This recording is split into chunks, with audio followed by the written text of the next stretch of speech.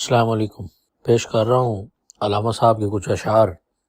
ان کی غزل کا مطلع ہے کہ حادثہ وہ جو ابھی پردہ افلاک میں ہے، حادثہ وہ جو ابھی پردہ افلاک میں ہے، عکس اس کا میرے آئینہ ادراک میں ہے۔ نہ ستارے میں ہے نہ گردش افلاک میں ہے، تیری تقدیر میرے نالہ بے باک میں ہے۔ یا میری آہ میں کوئی شرر زندہ نہیں، یا میری آہ میں کوئی شرر زندہ نہیں، یا ذرا نم ابھی تیرے خس و خاشاک میں ہے۔ کیا جب میری نواحائے سحرگاہی سے، کیا جب میری نواحائے سحرگاہی سے زندہ ہو جائے وہ آتش کہ تیری خاک میں ہے۔